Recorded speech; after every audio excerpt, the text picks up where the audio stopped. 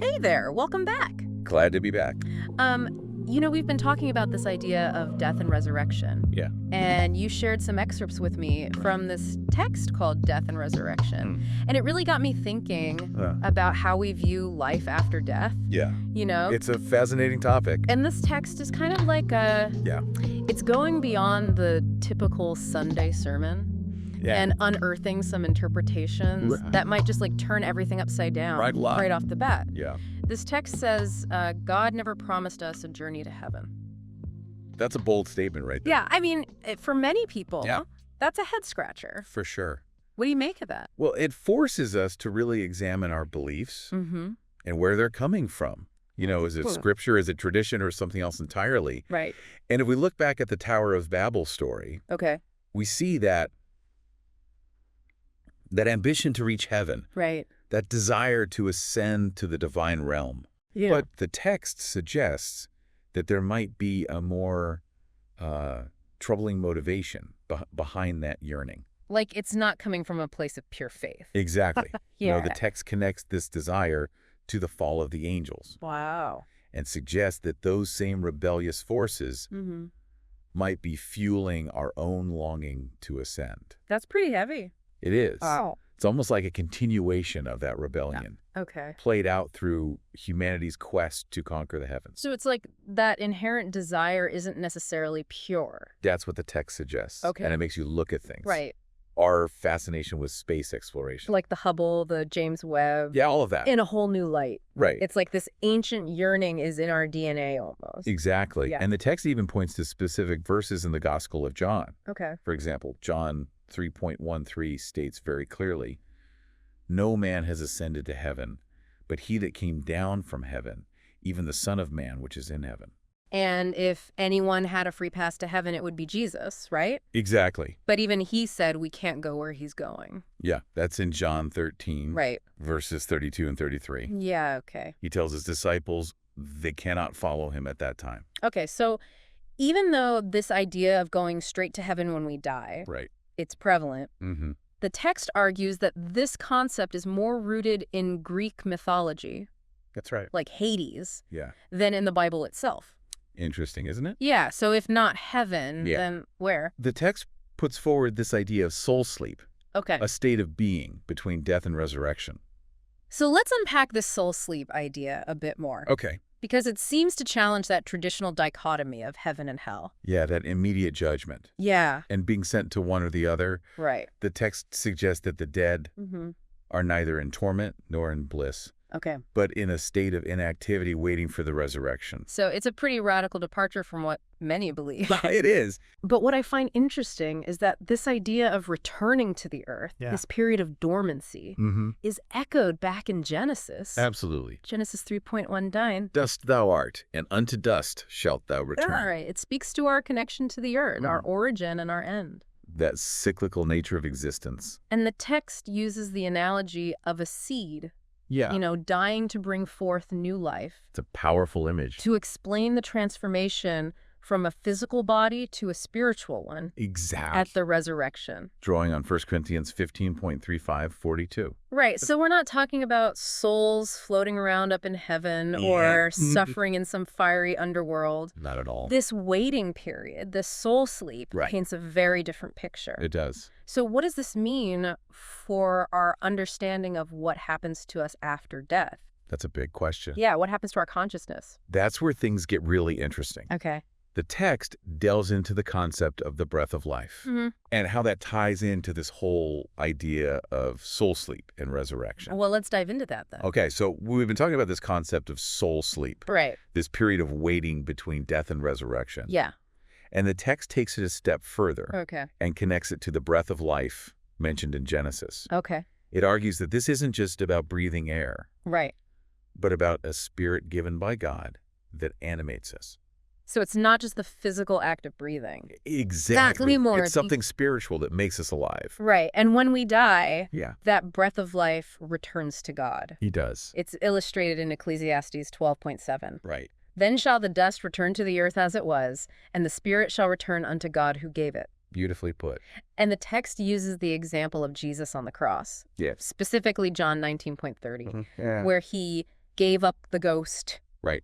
to support this idea. It wasn't simply his last breath. Right. It was the spirit returning to God. And this ties back into the idea of soul sleep. Because if that animating spirit is no longer present, Right. then what remains is dormant waiting. This challenges a lot of cultural beliefs, It does. especially the idea of ancestral spirits watching over us. Yeah. But the text seems pretty firm on this. It is. There's no lingering consciousness, no interaction with the living. It cites Ecclesiastes 9.1 repeatedly. Right. There is no work device, knowledge, or wisdom in the grave. And Psalms 146.4 reinforces this, It does. saying that when someone dies, their thoughts perish. Right. Just cessation. Yeah. No more. It even connects this to the Old Testament prohibition against necromancy. Yes. Consulting the dead, attempting to communicate with them. The text suggests that any perceived communication with the departed is actually an interaction with something else entirely. Oh. Something masquerading as our loved ones. So not just a gentle grandma spirit. Right. Not according to this Looking text. down from heaven. No. It suggests that this type of interaction Yeah. can be dangerous, even deceptive. But what about those stories people share about feeling the presence of a deceased loved one? Yeah. Or sensing their guidance? I understand. Does the text address that at all? It acknowledges that grief is powerful, and our longing for those we've lost can lead us to interpret events in a certain way. Okay. But it ultimately maintains that the dead are not capable of influencing the living. Okay. So we've got soul sleep, Yeah. this waiting period, Right. the breath of life returning to God, and this firm stance against any activity or consciousness in death. It's pretty clear. What about those who are considered righteous? Yeah, that's a good question. Does this apply to them too? This is where the text uses King David as an example. Okay. And it's a pretty compelling one. Right. David, despite being considered a man after God's own heart, Yeah. is still awaiting resurrection. So he didn't go straight to heaven. It seems not. Acts 2.2936 makes that clear. That's right. So it challenges this notion that those considered faithful or righteous Yeah. get an express ticket to heaven. It does. So everyone, regardless of their deeds, experiences this soul sleep. Precisely. Wow. And this brings us to the big question. Okay. If everyone experiences soul sleep, when and how does judgment occur? That's right. And what about this two-stage resurrection the text mentioned earlier? It seemed to tie the first resurrection to certain events It did. described in Matthew 24.29-31. Yes, cosmic upheaval signs in the Yeah. heavens. Yeah. And then 1 Thessalonians 4.16-17 describes the trumpet call, Okay. the gathering of the elect. So we have this period of soul sleep. Right. And then this event where the righteous are resurrected. Yeah, a dramatic picture Yeah. of the first resurrection. And then 1,000 years later, this second resurrection. That's right. But how does judgment play into all of this? That's the question, isn't it? Is it based solely on belief? Yeah, Are actions considered? that's a huge question. So. And honestly, one that has been debated for centuries. Right. But this text certainly offers a unique perspective, Yeah. challenging many traditional assumptions Right. about death, resurrection, and even the nature of the afterlife itself. Yeah. We've covered some pretty mind-blowing concepts in this deep dive, into death and resurrection. It's a fascinating text. That whole idea of soul sleep, Yeah. no heaven, No hell. no hell, just a waiting period, Just waiting. really throws a wrench into traditional thinking about the afterlife. It really does. And it raises questions, Many questions. especially when we think about judgment and the two-stage resurrection the text describes. Right, because if everyone is in this state of soul sleep, Yeah. then when and how does judgment happen? Exactly. Is it at the moment of death? Yeah. Or does it occur during one of the resurrections? Well, the text seems to suggest that judgment is tied to the resurrections themselves. It implies that the first resurrection, marked by the trumpet call, Right. the gathering of the elect, Yeah. is for those deemed righteous. Okay. And then 1,000 years later, Right. everyone else is resurrected for judgment. So it's like a two-tiered judgment process. That's what it seems to suggest. But it also raises questions about the criteria for judgment. Of course. Is it solely based on belief in Jesus? Right. Are our actions considered as well? These are questions that have been debated for centuries, Yeah. and this text doesn't give us definitive answers. One of the things that really struck me about this soul sleep idea Yeah. is how it impacts our understanding of grief and our relationship with those who have passed away. Yeah, I mean, if our loved ones aren't consciously watching over us, Right. does that make their absence feel even more final? It's a deeply personal question. It is. And I think the answer varies. For each individual. For sure. But it does make us think about how we process grief. And how we find comfort Right. in the face of loss. The text also makes me think about the purpose of our earthly lives. Yeah. If this life is all we have Yeah.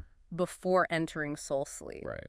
does that make our actions and choices even more significant? It certainly adds a layer of urgency Right. to living a purposeful life, Yeah. knowing that there's this period of inactivity before resurrection. Right. It might inspire us to make the most of our time on Earth. Like every moment becomes more precious. It does. Knowing that this life isn't a dress rehearsal. Exactly. That the main event. The main event, that's it. Yeah. And it raises questions about how we choose to live, how we interact with others, Right. what legacy we hope to leave behind. So what's the takeaway for our listener? I think the most important takeaway Yeah. is to approach these ideas with an open mind. Okay. The text we've explored Yeah. offers a different perspective on death and resurrection, Right. one that challenges traditional thinking. It really does. It's not about blindly accepting every interpretation, Right. but about engaging with these concepts thoughtfully Yeah. and allowing them to deepen our understanding of faith Okay. and the afterlife. This deep dive has definitely challenged some of my assumptions. Yeah, me too. And made me want to reread some familiar scriptures with fresh eyes. That's the beauty of exploration, isn't it? It is. It's not about arriving at definitive answers, Right. but about sparking curiosity, Yeah. prompting us to ask deeper questions. And who knows? Done. Maybe this is just the beginning of our Yes, own yeah. fascinating journey of discovery. That's right. Thanks for joining me. It's been a pleasure.